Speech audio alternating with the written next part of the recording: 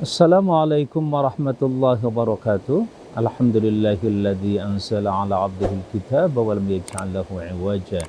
Qayyiman liyundhira ba'san shadidan min ladunhu wa yubashshiral mu'minina alladzina ya'maluna as-shalihat anna lahum ajran hasana. Nahmaduhu wa nasta'inuhu wa nastahdihi wa nastaghfiruh wa na'udzu billahi min shururi anfusina wa sayyiati a'malina. من يهدي الله فلا مضل له ومن يضلل فلن تجد له وليا مرشدا اللهم صل وسلم وبارك على حبيبنا وشفيعنا ومولانا محمد المصطفى وعلى آله وصحبه ومن سار على نهجه إلى يوم الجزاء وبعد. قال الله تعالى أعوذ بالله من الشيطان الرجيم أفلا يتدبرون القرآن أم على قلوب أقفالها. Sadaqallahul azim. Ayat yang terus kita akan jadikan sebagai salah satu pengingat, reminder apa yang harus kita lakukan sebagai seorang manusia, apalagi sebagai seorang muslim. Diungkapkan oleh Allah dalam sebuah pertanyaan atau sebuah tanda tanya, tidakkah mereka siapa manusia? Seluruh manusia itu tidaklah mereka mentadabburkan, merenungkan, mengkontemplasikan, merenungkan Al-Quran, atau hati mereka yang telah terkunci, atau ala qulubin, di atas hati mereka itu ada kunci-kunci yang telah mengunci dan menggembok hati mereka. Semoga Allah membebaskan kita dari kemungkinan-kemungkinan itu, dan Allah Azza wa Jalla menjadikan kita di antara mereka yang senantiasa mentadabburkan Al-Quran. Oleh karena itu, mari kita bersama menyempatkan waktu kita satu hari, atau dalam satu hari 1 menit, mungkin 1 jam bisa kita luangkan dalam mentadabburkan ayat-ayat Allah Subhanahu wa Ta'ala. Hamba-hamba Allah, sebagaimana sudah dibahas pada kesempatan yang lalu, kita sedang mentadabburkan surah Al-Baqarah, surah yang terpanjang dalam Quran, yang mendampingi masyarakat baru yang baru saja dibentuk oleh Rasulullah SAW, yaitu masyarakat Madinah Munawwarah, atau masyarakat yang kemudian menjadi rujukan sebagai masyarakat madani. Orang mengatakan sebagai civil society, terserah apa yang menjadi tafsir dari kalimat civil society. Tapi yang jelas masyarakat madani adalah masyarakat yang sangat ideal, luar biasa, bukan mimpi apalagi fantasi, tetapi itu adalah realita dan kenyataan yang bisa dibaca dalam catatan sejarah yang sampai hari ini tidak perlu diperdebatkan kehadiran dan keberadaan atau eksistensinya. Bagaimana masyarakat itu terbentuk? Kemarin sudah kita sedikit menyinggung, dibentuk salah satunya didampingi dengan surah Al-Baqarah ini, yang diawali dengan penjelasan mengenai tipologi masyarakat yang sekaligus menjadi wadah dari masyarakat atau orang-orang yang ada di dalamnya. Tipologi masyarakat adalah gabungan dari individu-individu yang kemudian bergabung menjadi satu keluarga menjadi masyarakat, tergantung karakteristik yang dimiliki oleh 1, 2, 3 yang ada di dalam masyarakat itu, atau individu-individu yang membentuknya.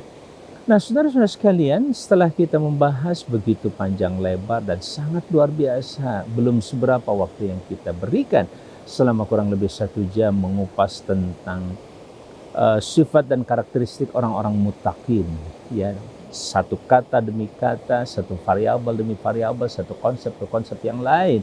Bahkan pada saat kita gabungkan menjadi satu kesatuan ide, gagasan, dan pemikiran, bagaimana masyarakat waktu itu dibentuk oleh Allah Subhanahu wa Ta'ala melalui Rasulnya dengan kitabullah ini, diformat dengan format sebagai masyarakat muttaqin.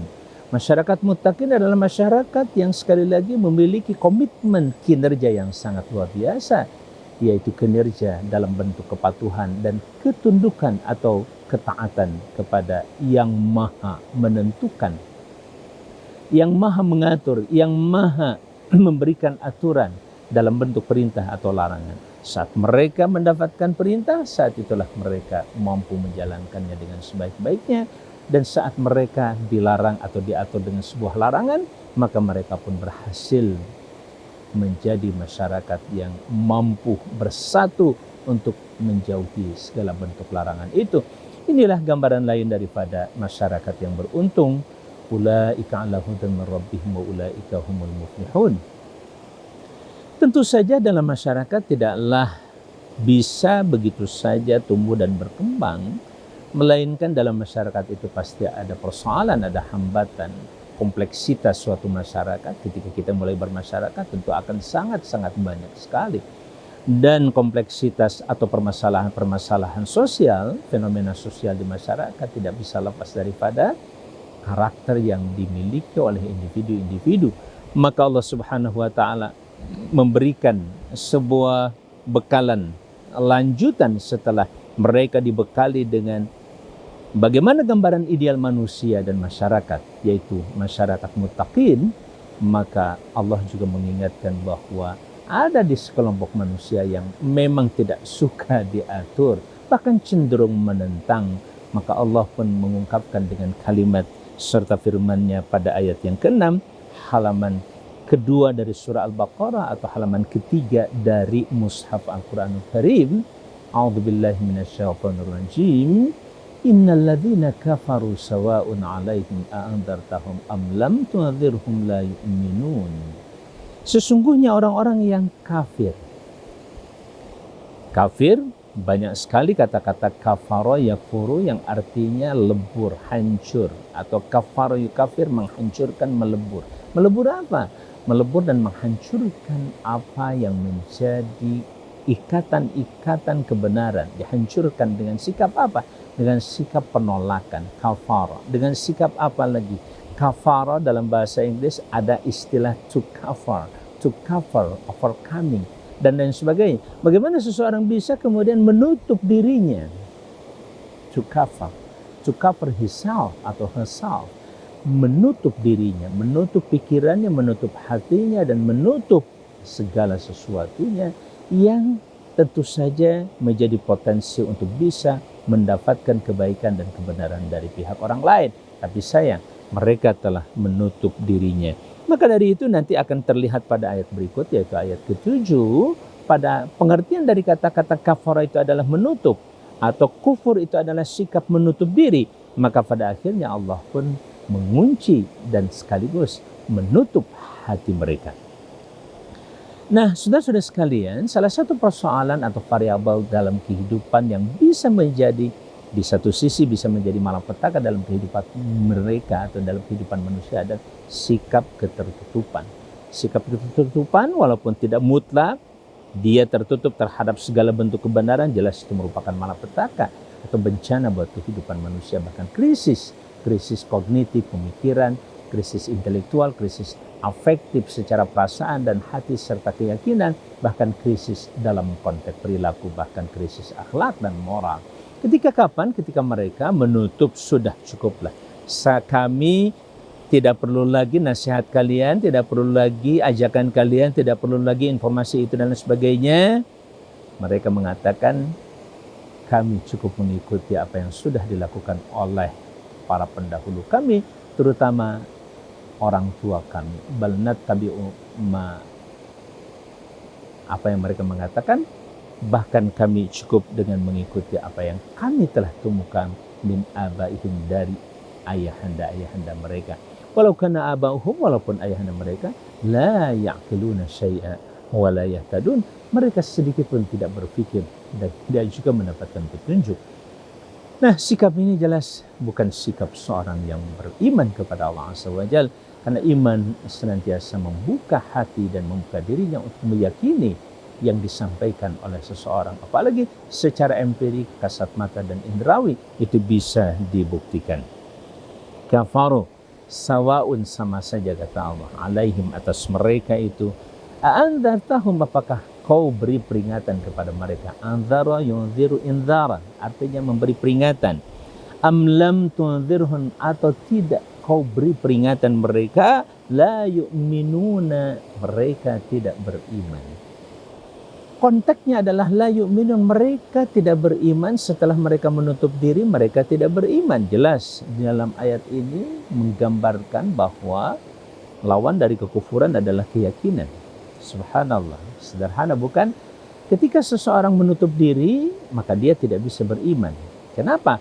Sebab dia sudah tidak mau lagi melihat secara objektif. Coba lihat dulu, itu air atau bukan? Iya, itu air. Tapi saya tidak menerima kebenaran bahwa itu adalah air. Itu adalah sesuatu yang sulit untuk bisa kemudian dinasihati. Diberi peringatan sekalipun, dia tetap saja tidak mau mengambil peringatan. Oleh karena itu, pelajaran berharga dari ayat ini adalah bagaimana seseorang yang beriman kepada Allah Azza wa Jalla memiliki sifat keterbukaan untuk senantiasa terbuka, apalagi dengan surah Al-Fatihah. Setiap rakaat salat kita membacanya, di-maintain, dirawat oleh Allah agar kita selalu menyatakan Al-Fatihah, pembuka dan terus membuka diri, pikiran, hati maupun perilaku kita. Akhirnya apa? Khatamallahu ala qulubihim, maka Allah pun menutup, mengunci, khatam atau khatib, ya, ala qulubihim, atas hati mereka. Qulubihim, atas hati mereka, yang merupakan sumber daripada keimanan tadi. Keimanan letaknya pada hati nurani ini. Al-imanu fil qalbi, iman itu adanya pada hati nurani, ya. Oleh karena itu, hati-hati dengan keyakinan dan kepercayaan itu sendiri. Wa ala sam'ihim, dan juga Allah telah mengunci dan menutup atas pendengaran mereka. Apa yang ditutup oleh Allah Subhanahu wa taala? Sam'unnya, bukan telinganya, bukan ala adhanihim, bukan kupingnya, bukan telinga, tetapi sam'ihim, pendengarannya. Fungsi dari pendengaran itu apa? Yasma, mendengar. Mendengar itu apa? Menyimak, memahami, kemudian mencoba untuk menjalankan apa yang diperintahkan, menjauhi yang dilarang, dan seterusnya. Itu namanya mendengar. Sekalipun benar, kita ada kupingnya, terus kita mendengar kata-kata orang lain, tapi dia tidak mengikuti apa yang didengarnya, itu juga sama persis seperti mereka yang tidak mau mendengar. Oleh karena itu diingatkan oleh Allah Subhanahu wa taala orang-orang beriman, wahai orang-orang beriman, janganlah kalian seperti orang-orang yang mendengar padahal mereka tidak mendengar. Allahu akbar walillahil hamd. Di sini pelajaran yang berikutnya, bagaimana konstruksi masyarakat dibentuk yang pertama dari kelompok masyarakat mutakin dengan potensi-potensi terbesar mereka dalam hidup, yaitu keimanan dan perilaku mereka yang sangat luar biasa dari individu sampai kepada kehidupan sosial. Sementara di sini sebaliknya, ketertutupan telah membuat mereka pada akhirnya dikunci oleh Allah Subhanahu wa taala, baik hati mereka maupun pendengaran mereka. Di sini sekali lagi kita mengambil ibrah dan pelajaran yang luar biasa. Apalagi wa ala absarihim ghishawah, dan di atas, kalau bahasa sam'un itu dikunci, kemudian bahasa absarihim ada ghishawah. Wa ala absarihim ghishawah, dan di atas atau di depan mata mereka itu ada penutup, ya, penutup apa? Penutup yang membuat mereka tidak objektif lagi melihat segala persoalan. Ghishawah apa? Ghishawah pemikiran, ghishawah keyakinan, ghishawah tradisi, ghishawah perilaku, ghishawah apapun bisa terjadi. Ghishawah, mereka tertutup oleh apa? Oleh ghishawah syahwiyah, nafsu, hawa nafsu. Kalau sudah tertutup matanya oleh hawa nafsu, tertutup matanya oleh fanatisme buta, maka disebut dia seorang yang buta. Absarihim ghishawah walahum adzabun azim. Pada akhirnya Allah menyatakan untuk mereka adalah siksa yang sangat besar. Azab di sini gambaran yang sangat-sangat lengkap, luar biasa. Sekecil apapun siksa itu, tetapi ditegaskan di sini azab yang begitu sekecil apapun, tapi azimun, begitu besar dalam kehidupan manusia. Dia terasa sekali bagaimana pada akhirnya mereka tidak bisa hidup kecuali dengan apa yang mereka yakini. Disinilah kemudian Allah mengingatkan tipologi masyarakat yang kedua ini adalah tipologi yang konkret, jelas, nyata, telah menyatakan sikap kekufurannya, ketertutupannya terhadap kebenaran, terutama kebenaran hidayah yang dibawa oleh Allah Subhanahu wa taala melalui Rasulnya dalam kitab sucinya, yaitu hidayatul Quran. Tidak lepas kata-kata kafaru di sini. Yang pertama tentu saja kafaru bil ghaib, kafaru bima anzalallah, dan seterusnya, bahkan kafaru bil yaumil akhir. Ini merupakan kekufuran yang paling membahayakan buat siapapun, buat kehidupan manusia. Kenapa? Karena bagaimana mungkin seseorang bisa bekerja kalau dia nggak percaya pada masa depan yang bakal terjadi. Sesuatu yang sangat bertentangan. Dia nggak percaya dengan sesuatu yang bakal terjadi besok pagi mau masa hidup. Wah, saya nggak percaya. Kalau saya nggak percaya, ngapain kamu bekerja? Ya saya kerja aja. Bisa seperti itu. Sulit rasanya. Seseorang bisa bekerja karena dia meyakini dan percaya ada kehidupan di masa yang akan datang, yang dalam Al-Quran atau di dalam konteks masyarakat mutakin kemarin sudah dibahas, yaitu tentang akhirat. Saudara-saudara sekalian yang saya muliakan, berikutnya tipologi yang ketiga adalah tipologi masyarakat yang oleh Allah Subhanahu wa Ta'ala dinyatakan sebagai masyarakat yang tidak bisa langsung diidentifikasi oleh kita sifat dan karakternya seperti apa, atau terutama keyakinannya kayak apa, tapi Allah mengajak kita mengeksplorasi dan mengobservasi fenomena yang dimunculkan dalam karakter serta kehidupan mereka, madzahirahum atau dzawahirahum, hal-hal yang zahir dari mereka. Kita lihat, wa minan nasi may yaqul. Tipologi manusia yang ketiga adalah di antara manusia ada yang mengatakan amanna billah. Dia tetap secara empiris bisa didengar langsung oleh kita, bisa dilihat, mengatakan, bahkan mungkin mengumumkan di hadapan orang, ya, amanna, kami telah beriman billahi, kepada Allah, wa bil yaumil akhir, dan kepada hari akhirat. Dua ini diambil oleh dia sebagai satu statement atau satu kamuflase untuk mengelabui orang-orang beriman, terutama dalam konteks pergaulan mereka, khususnya waktu itu di kota Madinah Munawwarah. Dan begitu hanya dengan kehidupan kita, pergaulan kehidupan kita. Mereka juga selalu menginginkan atau membungkus apa yang ada dalam hati mereka, jiwa mereka dan pikiran mereka itu dengan kata-kata. Di sini diungkapkan kalimat yaqul, berkata sesuatu yang sangat luar biasa penting, tetapi tidak kalah bahayanya pada saat seseorang itu mengungkapkan sesuatu dengan kata-kata tersebut, ya, maka perlu dikonfirmasi kata-kata itu dengan fakta-fakta kehidupan yang nyata. Di antara manusia mayaqul, ada orang yang mengatakan amanna, kami telah beriman billahi, kepada Allah, wal yaumil wa bil yaumil akhir, dan kepada hari akhir. Sekali lagi dua kata ini atau dua konsep besar ini, yaitu yang pertama tentu yang maha besar adalah konsep tentang ketuhanan Allah, dia mengaku dirinya beriman pada Allah. Kemudian yang kedua, penting sekali dicatat, iman kepada hari akhir itu merupakan terminal terakhir dari kehidupan manusia. Karena ketika manusia dinyatakan sebagai makhluk tanpa pamrih, kalau ada ungkapan tanpa pamrih, itu sebenarnya sulit bisa dibuktikan. Karena yang namanya manusia itu senantiasa mencari pamrih dalam setiap komitmen pekerjaannya, atau apapun yang dilakukannya selalu ada hal yang diharapkan dan diinginkan oleh manusia. Nah, keinginan tertinggi dalam kehidupan manusia, terutama dalam konteks masyarakat beragama, apalagi orang-orang muttaqin, adalah kehidupan di hari akhir itu. Itu yang paling dan sangat menentukan. Nah, ketika seseorang tidak beriman kepada hari akhir, walaupun dia mengatakan beriman kepada Allah, jelas itu sangat tidak sempurna, bahkan batal keimanannya.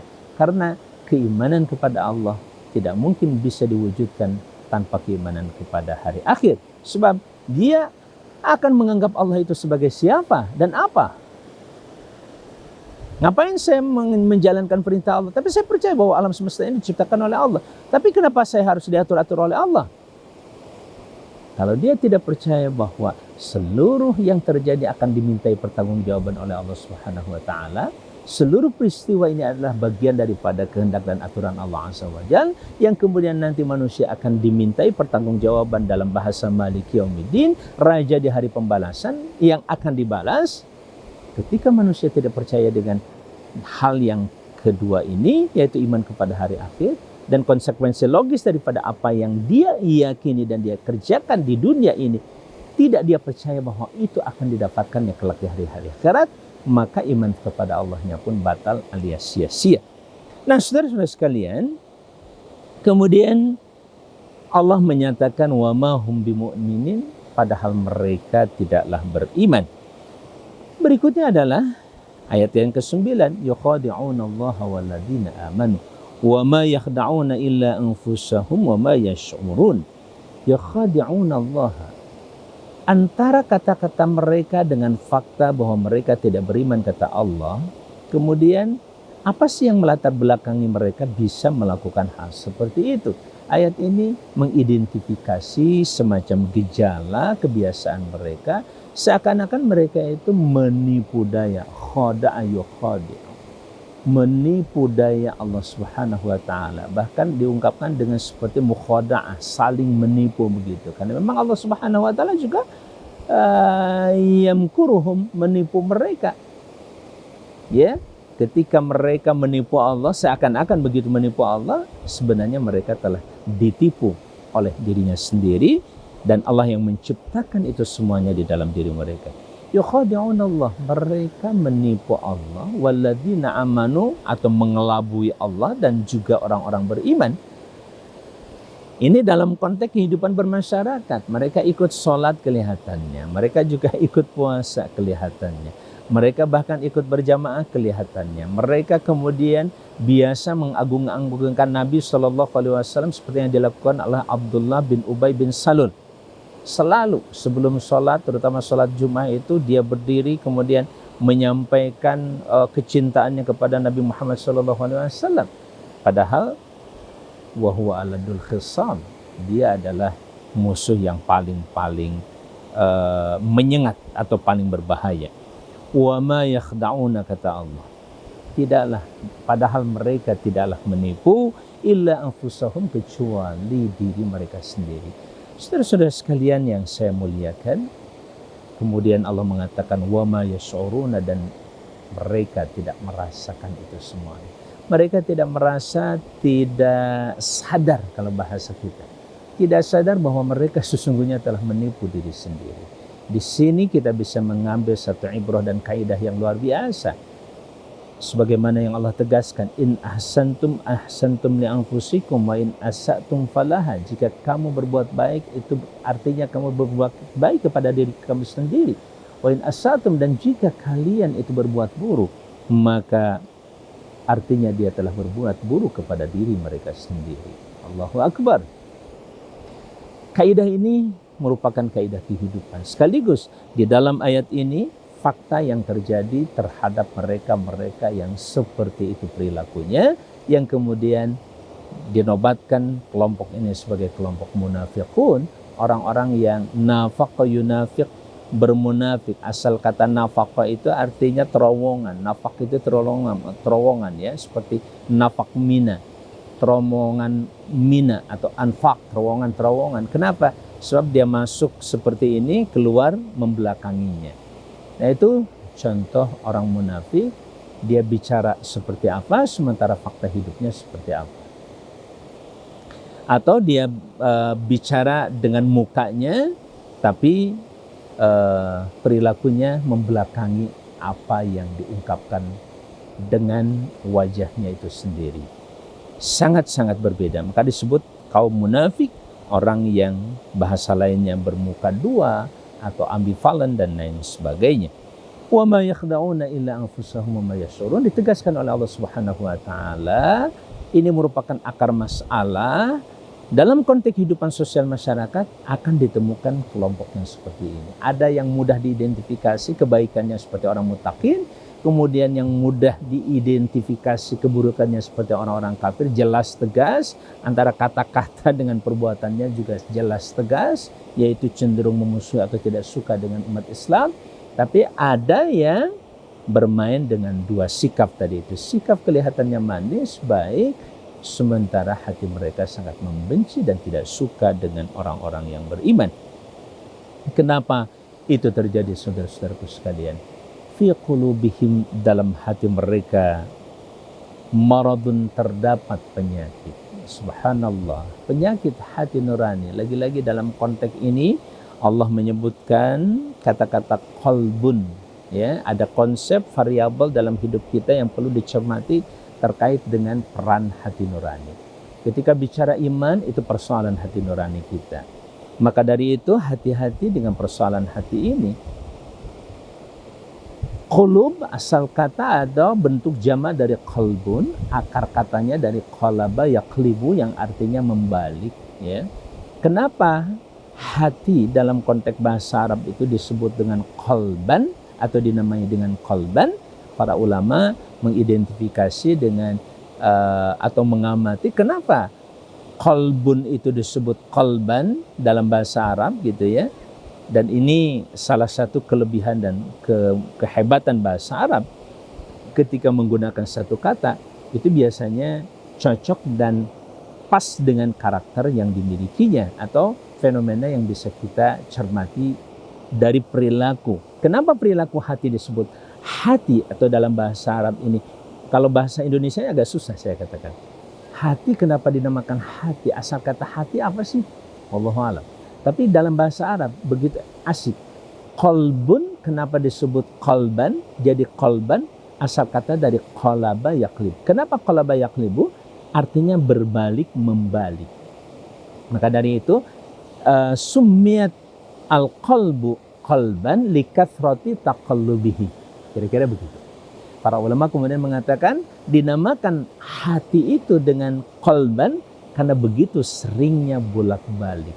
Ya, begitu mudah berbalik dari satu kondisi ke kondisi yang lain. Dari sedih menjadi gembira dan dari gembira menjadi sedih. Dan itu sudah barang tentu sangat dipengaruhi oleh faktor yang mempengaruhi pikirannya, hatinya, sehingga hati nuraninya menjadi seperti itu. Nah, ketika qalbun yang kemudian dieksplor lagi dalam sebuah hadis, qalbun itu kalau fisiknya apa sih? Ini persoalan perdebatan yang panjang terkait dengan persoalan hati nurani ini. Sehingga nanti apakah akal itu letaknya di otak ini, fid dimagi, fil ra'si atau fil qalbi, di hati ini. Nah, terjadi perbedaan pendapat di kalangan para ulama. Salah satunya Al-Imam Syafi'i menyatakan bahwa akal itu adanya fil qalbi, dalam hati ini. Oleh karena itu Al-Imam Ghazali juga kemudian memaparkan tentang hati itu sendiri. Ada hati yang disebut dengan qalbun nuraniyun gitu ya. Ada hati nurani, ada bersifat cahaya itu sendiri, dan hati yang bersifat fisik ya, atau qalbun jasadiyun yang bersifat fisik itu yang mana dalam bahasa kita juga masih susah dipastikan yang mana. Tetapi saya mohon maaf cenderung bahwa qalbun itu adalah yang diidentifikasi dalam sebuah hadis Nabi sallallahu alaihi wasallam yang bersabda, ingat dalam tubuh manusia itu ada segumpal daging, apabila baik daging itu maka baiklah seluruh tubuh manusia, dan apabila rusak daging itu maka atau segumpal daging itu maka rusaklah seluruh tubuh manusia. Ala wa inna fil jasadi mudghah idza saluhat saluhal jasadu kulluh wa idza fasadat fasadal jasadu kulluh ala wa hiyal qalbu. Ingat, itulah hati atau al-qalbu. Nah, kalau kita perhatikan korelasi antara perilaku fisik dengan perilaku nuraninya nggak jauh beda. Kenapa? Hati itu sering membulak-balik, atau jantung dalam bahasa kitanya ternyata lebih pas diartikan dengan jantung. Jantung itu membulak-balik darah ya dari satu kondisi ke kondisi yang lain. Tapi secara nuraninya jantung juga kerap dipengaruhi oleh berbagai persoalan ketika kita mendapatkan informasi tentang yang sifatnya sangat mengerikan, terjadi detak jantung yang begitu keras dan kadang-kadang tidak keruan, turbulensi terjadi pada jantung kita. Nah, begitu halnya pada saat kita mendapatkan informasi yang baik, terjadi ketenangan pada jantung kita dan detak jantung kita juga menjadi terkontrol dengan baik. Di situ ada korelasi antara bolak-baliknya hati secara fisik dan bolak-baliknya hati secara non-fisik atau secara metafisik terjadi pada yang disebut dengan qalbun. Oleh karena itu, saya melihat penting ada koreksi terhadap kata-kata qalbun dalam bahasa Indonesia yang sering diartikan dengan hati, Secara fisik itu adalah jantung, tapi secara nurani itu adalah hati. Sementara hati yang berarti liver atau limpa, sudah barang tentu itu juga menjadi catatan perlu dilakukan penelitian. Nah, saudara-saudara sekalian, dalam hati mereka, kata Allah, maradun, terdapat penyakit. Nah, secara fisik juga kita tahu bahwa ada penyakit jantung, ya, penyakit jantung, koroner dan lain sebagainya. Begitu banyak. Nah, secara nurani, ya, hati nurani, nuraniun, dalam konteks cahaya juga berpengaruh. Nah, misalkan ketika seseorang melakukan dosa, maka kata Allah itu berpengaruh menjadi satu titik hitam, nuktah di dalam hatinya. Dan semakin banyak dia melakukan dosa itu, maka semakin menghitam, kemudian mengeraslah hati itu, maqasat qulubuhum, kemudian mengeraslah hati nurani itu. Nah, itu juga dalam konteks yang bersifat fisik tidak jauh berbeda. Ketika kita melakukan berbagai macam kegiatan, perilaku, perbuatan, sampai pada makanan-makanan yang negatif, itu juga berpengaruh kepada hati itu sendiri. Walaupun saudara-saudara sekalian, ada bahasa kalau jantung mungkin wallahu alam secara medisnya, ada nggak istilah pengerasan jantung begitu? Wallahu alam. Kalau ada, mungkin perlu dikonfirmasi kepada para ahlinya. Tapi yang sering kita dengar adalah pengerasan hati. Dan pengerasan hati itu adanya pada liver. Atau tidak menutup kemungkinan kalau dua hal itu juga mewakili pengertian hati nurani itu sendiri. Yang terpenting pada kita adalah sebuah fakta dan kenyataan. Kondisi hati ini sangat penting dijaga. Jangan sampai memiliki penyakit. Salah satu penyakit yang sangat berbahaya itu adalah justru keraguan dan kesangsian itu. Fazadahumullahu maradha, akhirnya Allah pun menambah kepada mereka. Ini tidak bertambah begitu saja atau langsung Allah yang menambahkan begitu saja atau menciptakan. Ada proses yang terjadi dan dilakukan oleh manusia. Itulah kenapa kemudian ada siksa dan ada surga. Ada siksa dan ada sanksi dan ada pahala umpamanya dalam kehidupan kita. Karena awal segala sesuatu tetap kembali kepada apa yang dilakukan oleh manusia itu sendiri. Nah, sesudah itu atau sebelum segala sesuatunya, tentu dia punya dan harus membuka hatinya, terutama terhadap kebenaran yang diberikan oleh Allah Subhanahu wa taala yang Maha menciptakannya. Fazadahumullahu maradha, lalu bertambahlah kepada mereka atau mereka ditambahkan oleh Allah maradha, sakitnya. Oleh karena itu kita dalam hidup jelas tidak mungkin ingin kalau sakit ini ingin bertambah sakit, tidak ada. Setiap manusia kalau sakit seperti pada hari ini kondisi kita di sini misalkan, tidak ada di rumah sakit manapun ada orang yang kalau sudah sakit pengen nambah sakit, itu nggak ada cerita. Nah, oleh karena itu penting ada usaha dari setiap manusia untuk mengeliminasi, mengurangi, mereduksi rasa sakit apapun sehingga perlahan dia kemudian menjadi sembuh. Tapi tidak demikian dengan orang-orang yang munafik. Dia membiarkan sakit hatinya bertambah dan bertambah. Semoga Allah melindungi kita. Maka pada akhirnya walahum adzabun alimum bima kanu yaktubun. Dan untuk mereka adalah siksa yang begitu perih, alim, yang begitu menyakitkan, yu'lim bima kanu yaktubun, disebabkan apa yang telah mereka dustakan. Jadi rupanya salah satu penyakit yang paling berbahaya atau sumber dari segala sumber penyakit hati itu adalah kebohongan, al-kadzib. Maka dari itu Rasulullah SAW mengingatkan kepada kita, iyyakum wal kadziba. Jauhi oleh kalian kade, kalau kata orang Sunda, wal kadzib, dan dusta itu. Sedapat mungkin ketika seseorang mungkin terpaksa, tergelincir, terpeleset, tertipu dalam hidupnya, ya cepatlah sembuhkan, recovery. Jangan membiarkan diri dalam sakit itu, sembuhkan segera. Kuncinya ada di mana? Bertobatlah kepada Allah Azza wa Jalla. Proses penyembuhan kita dalam setiap rasa sakit termasuk fisik ini itu adalah proses taubah. Taubah artinya audah, kembali kepada kondisi sehat. Ketika Allah menciptakan tubuhnya dalam keadaan sehat, kemudian kita rusak perlahan-lahan tanpa sadar atau dengan sadar, ya recovery harus dilakukan dengan cara kembali kepada sehat itu sendiri. Makanan sehat, pola makan sehat, dan lain sebagainya.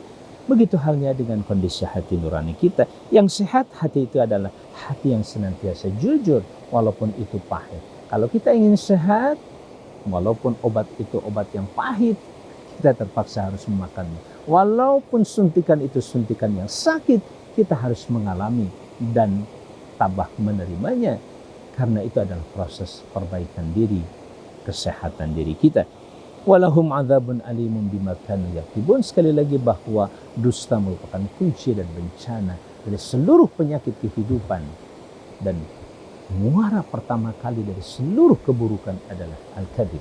Oleh karena itu sekali lagi Nabi mengatakan iyyakum wal kadzib, jauhi oleh kalian dan dusta itu, fa innal kadziba yahdi ila syarr, karena keburukan itu, dusta itu kerap kali yahdi, memberikan petunjuk kepadanya untuk berbuat keburukan. Lihat, petunjuk bisa saja untuk keburukan dan negatif sifatnya.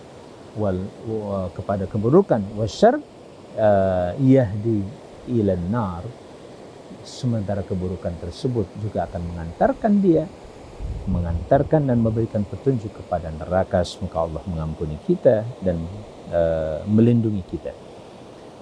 Ayat berikutnya Allah Subhanahu wa taala pada ayat yang ke-11 berfirman, a'udzubillahi minasyaitonirrajim, wa idza qila lahum. Dalam interaksi kehidupan kita bisa mengecek ya dan mengidentifikasi karakter orang munafik itu dengan dialog atau dengan cara kita berdiskusi tentang apapun, misalkan kemudian kita masuk pada satu ungkapan, la tufsidu fil ardi, jangan kau rusak di muka bumi ini, jangan kau berbuat kerusakan di muka bumi ini. Tadi bahasa wa ma yash'urun itu ya sudah menutupi hati mereka dan pikiran mereka, sehingga mereka tetap saja ketika diingatkan itu juga seperti orang kafir, susah diingatkan, bahkan cenderung ngeles, kemudian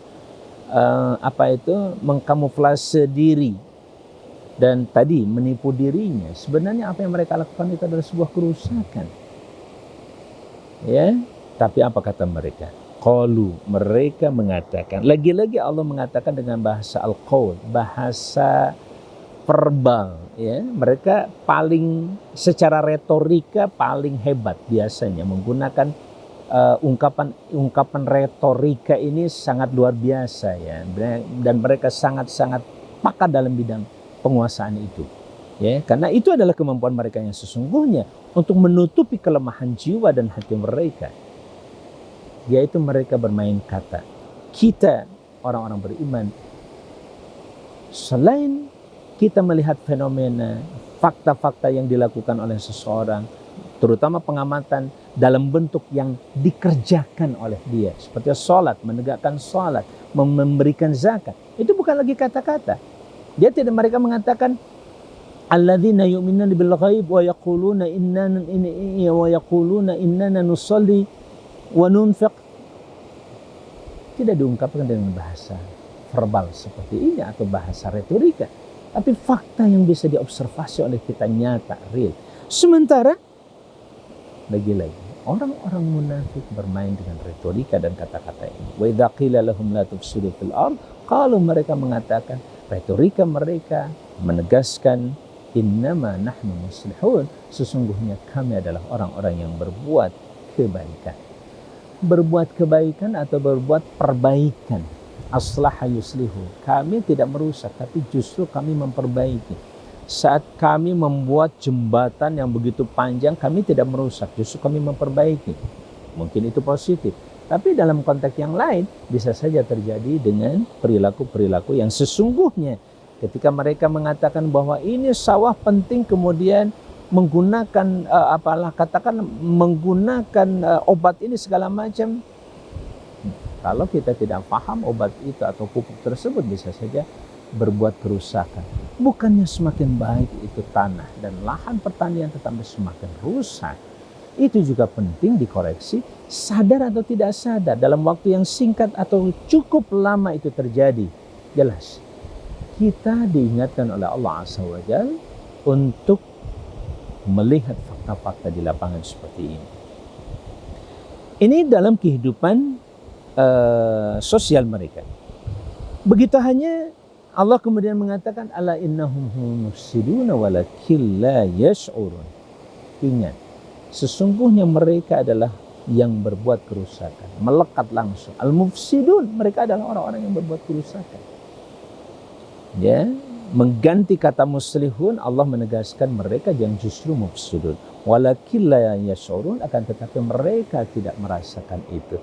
Mereka enggak menyadari hal itu, atau mereka membiarkan dirinya tenggelam dalam kesesatan dan kesalahan itu.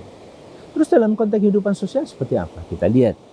Wa idza qila lahum, ayat ke-13, dan apabila dikatakan kepada mereka itu aminu, berimanlah kalian, kama amanan nas, sebagaimana telah berimannya orang-orang.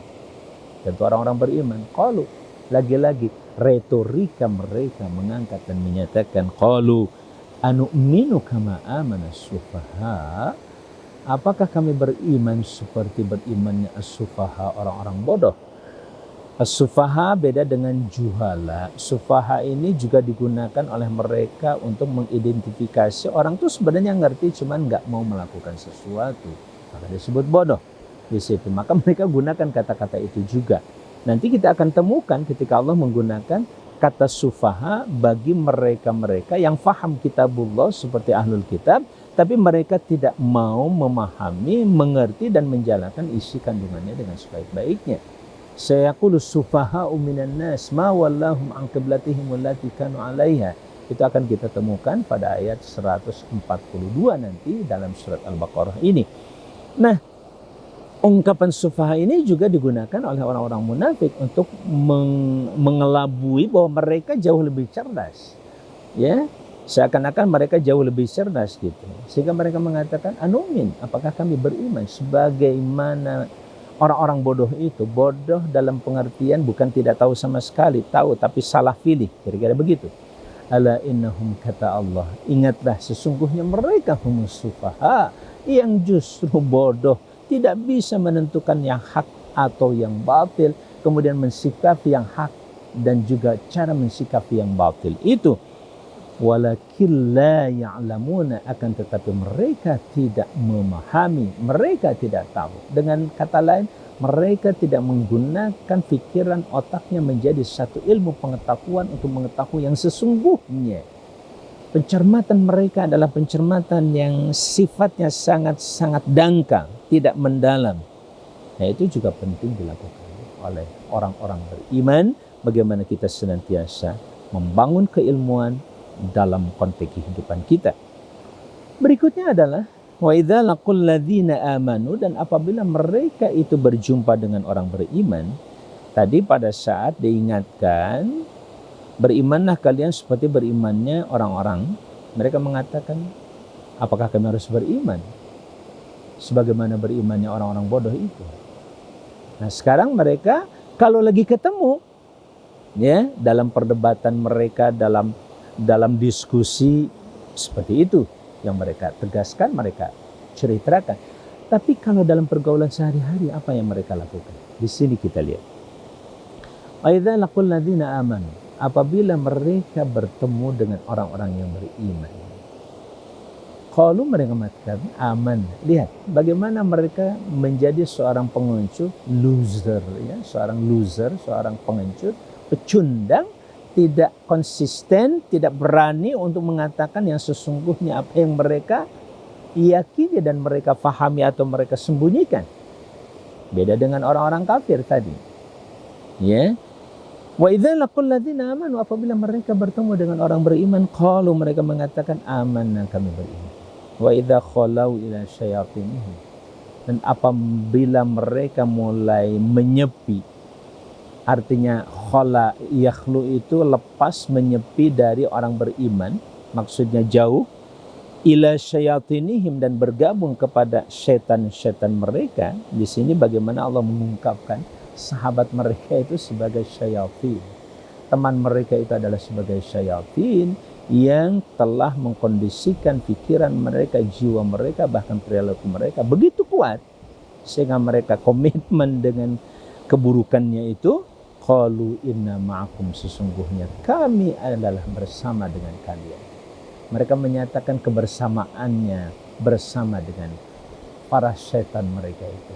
Bahasa syaitan ini juga menjadi satu ungkapan Allah dalam ayat ini untuk menggambarkan ketika kita lepas dari Allah Azza wa Jalla, tidak mau dekat dengan Allah dan orang-orang yang kembali kepada Allah, orang-orang yang mencintai Allah, orang-orang yang patuh kepada Allah, maka pilihannya cuma satu, yaitu bersama dengan syaitan atau kolega-kolega syaitan itu sendiri. Makanya ada bahasa syaitan dari kalangan jin dan syaitan dari kalangan manusia. Qalu, mereka mengatakan, inna ma'akum, sungguh kami bersama kamu sekalian. Innama nahnu mustahzi'un, hanyalah kami bersikap memperolok-olokkan mereka. Istihza, memperolok-olokkan. Istihza, perolok-olokkan. Yastahzi, memperolok-olokkan. Innama nahnu mustahzi'un. Nah, Allah juga memberikan memberikan tasliyah, hiburan kepada orang-orang beriman, langsung memberikan jawaban dan backup terhadap pemikiran, mental maupun perilaku orang-orang beriman dengan mengatakan Allahu yastahzi'u bihim, Allah lah yang sebenarnya yang memperolok-olokkan mereka. Wa yamudduhum, madda yamuddu itu memanjangkan, membiarkan mereka tenggelam fi tughyanihim, dalam kesesatan mereka. Togo, tughyan, ya, sikap melampaui batas. Batas mereka adalah manusia, tapi mereka seperti Tuhan atau malaikat. Ya, batas mereka sampai di sini, tapi mereka melampaui batas. Ya, terutama batas-batas yang telah ditentukan oleh Allah Subhanahu wa taala yang melekat pada diri kita secara fisik atau secara mental atau ruh kita. Begitupun batas-batas aturan kehidupan. Fi tughyanihim, sikap melampaui batas mereka. Ya'mahuna, mereka dalam keadaan terlunta-lunta, bingung, bodoh, tidak bisa menentukan mana yang hak dan mana yang batil. Ya'mahun, al-amah. Ulaika alladzina ishtaraw ad-dhalalata bil huda, kata Allah, mereka adalah orang-orang yang telah membeli kesesatan. Bahasa yang digunakan oleh Allah Azza wa Jalla di sini juga subhanallah, kata-kata ishtara, yashtari, membeli. Mereka telah membeli kesesatan. Jadi kalau ibarat dagangan itu ada kesesatan dibeli dengan petunjuk. Mereka punya petunjuk. Kenapa? Karena setiap manusia itu pada dasarnya punya petunjuk dari Allah Subhanahu wa taala tentang kebaikan demi kebaikan. Yang salah satu potensi petunjuk yang ada dalam manusia itu adalah fitrah. Fitrah itu tidak pernah membohongi diri kita. Namanya fitrah itu mana yang baik, mana yang benar, suka atau tidak suka. Kalau itu sudah mendasar pada fitrah, itu insya Allah sangat-sangat real, nyata, benar, dan tidak akan menyakiti kita. Nah, pada saat kita keluar dari fitrah, pada saat itulah kita menjual fitrah kita dengan kamuflasi hidup yang lainnya. Maka dari itu, ketika manusia sudah diberi petunjuk oleh Allah Azza wa Jalla, apalagi pada saat diciptakan dulu ruhnya oleh Allah, kemudian ditanya mereka, alastu bi rabbikum, tidakkah atau bukankah aku adalah Tuhan kalian? Qalu bala, mereka mengatakan benar, engkau adalah Tuhan kami. Qalu bala, syahidna, kami saksikan. Nah, potensi petunjuk itu sejak diciptakan ruh itu sudah dimiliki oleh manusia. Tapi sayang, hidayah dan petunjuk itu dijual dan ditukar dengan kebohongan, ditukar dengan kesesatan oleh mereka. Sehingga bahasa lain kata ishtara di situ adalah menukar. Syara, yasri, terjadi pertukaran. Ya, dalam kehidupan kita terjadi namanya jual beli, itu kan menukarkan uang kita dengan barang yang kita inginkan. Fama rabihat tijaratuhum, dan maka tidaklah rabihat, maka tidaklah beruntung tijaratuhum, perdagangan mereka, wa ma kanu muhtadin, dan tidaklah mereka juga mendapatkan petunjuk dari Allah Subhanahu wa taala. Jadi dua-duanya lepas. Petunjuk pun tidak dapat, pada akhirnya untung pun tidak dapat. Yang ada adalah bagaimana mereka tenggelam dalam kesesatan dan mereka kemudian berada di dalam siksa Allah Subhanahu wa taala. Saudara-saudara sekalian, ayat demi ayat sudah kita lalui terkait dengan persoalan dan terkait dengan orang-orang munafik ini. Masih tersisa beberapa ayat berikutnya sebagai sebuah ilustrasi memperkuat memperkuat pemahaman kita terhadap fenomena yang harus kita pahami dalam konteks kehidupan sosial. Begitu mudah kelompok masyarakat yang diidentifikasi dari kelompok mereka yang memang tidak menerima Islam, tidak menerima hidayah, tidak menerima petunjuk Allah, tidak beriman kepada kitabullah, apalagi kepada Allah Subhanahu wa taala. Yang jelas mereka bisa baca saja itu merupakan hal yang kemudian mereka tolak kebenarannya, fakta-fakta kebenaran yang ada mereka tolak. Ini enggak ada bahasa urusan Arab, Indonesia atau orang-orang Amerika, tidak. Ini urusan kemanusiaan. Islam itu sekali lagi urusan kemanusiaan. Kita hanyalah variasi hidup ketika diciptakan menjadi bangsa Indonesia, jadi bangsa Amerika, kulit putih, kulit hitam, kulit coklat dan lain sebagainya. Itu hanya merupakan variasi hidup, tapi fakta hidup kita adalah makhluk yang diciptakan oleh Tuhan. Ada Tuhan yang menciptakan dari kita, dan Dia sangat super dalam segala sesuatunya, karena Dia Maha Tahu, Maha Berkuasa, Maha dalam segala sesuatunya. Kalau kita menatap diri kita, sanurihim ayatina fil afaqi wa fi anfusihim. Coba kita lihat alam semesta ini, begitu rapih terawat, begitu hebat. Terus yang menciptakannya gimana? Mungkinkah alam tercipta begitu saja lahir? Padi saja kita tanam satu persatu. Kemudian kita rawat. Bagaimana dengan alam semesta ini? Pepohonan seperti ini aslinya kita tanam. Sebagaimana Allah telah mendahului itu semuanya. Telah menjadikan alam ini penuh dengan tanaman-tanaman yang luar biasa, kokoh, kuat, besar. Hutan belantara yang masih perawan waktu itu. Mungkinkah tercipta dengan sendirinya? Sesuatu yang sangat mustahil. Mustahil itu terjadi. Siapapun ketika menentang Sang Pencipta, sulit. Nah, kemudian ketika Allah menciptakan kita dan alam semesta, apakah diciptakan begitu saja tanpa tujuan? Tanpa tujuan? No. Allah tidak pernah menciptakan kita sia-sia. Abatha. Bahasa abath itu sia-sia tanpa pertanggungjawaban. Sia-sia tanpa tujuan, tanpa ada satu keinginan tertentu dari Allah SWT. Baik saudara-saudara sekalian, pada akhir halaman ini ditutup dengan kalimat dan ilustrasi perdagangan antara manusia. Kenapa demikian? Ini cara Allah mengantarkan pemahaman manusia dalam konteks pergaulan kita. Yang pada dasarnya hidup kita tidak bisa lepas dari yang namanya transaksi. Salah satu transaksi yang selalu terjadi dalam kehidupan kita adalah transaksi dagang. Dan bicara dagang adalah bicara tentang untung rugi. Bukan demikian. Bahkan hari ini juga bagaimana persoalan ekonomi begitu menjadi persoalan mendasar dalam kehidupan kita, kehidupan berbangsa, bernegara. Krisis ekonomi menjadi ancaman bagi siapapun. Tidak ada satupun bangsa yang akan membiarkan dirinya terjadi di dalam kehidupannya krisis ekonomi. Dan krisis ekonomi dalam Islam juga digambarkan dalam ayat terakhir, yaitu ayat 16 dari halaman kedua ini.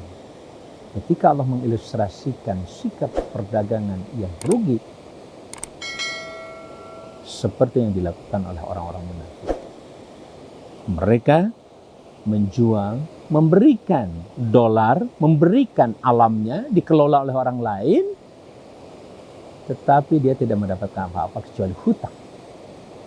Apakah itu sebuah kerugian? Atau suatu keuntungan? Jelas. Itu adalah sebuah kerugian nyata. Oleh karena ini juga menginspirasi dalam konteks membangun negara. Ingat, janganlah kita berinteraksi dengan kelompok masyarakat yang cenderung menipu, berbohong, bahkan mereka suka mengorbankan orang lain demi keuntungan pribadinya, walaupun tetap diingatkan oleh Allah, hai orang-orang beriman, ketika kalian diperlakukan seperti itu oleh mereka, tentu adalah kerugian untuk mereka, bukan untuk kalian. Namun, kita tetap harus menjauhi perilaku dan sifat serta karakter, bahkan kebiasaan seperti mereka. Baik kebiasaan orang-orang kafir maupun kebiasaan orang-orang munafik seperti itu. Tetaplah menjadi orang-orang yang terus beriman kepada Allah Subhanahu wa taala, berjalan di atas rel dan petunjuknya. Hadanallahu wa iyyakum ajma'in. Assalamualaikum warahmatullahi wabarakatuh.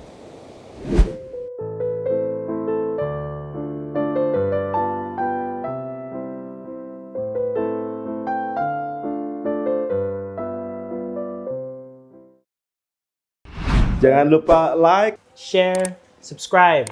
Channel inspirasi dari Kang Haji Amang Safruddin ya. Jangan lupa subscribe.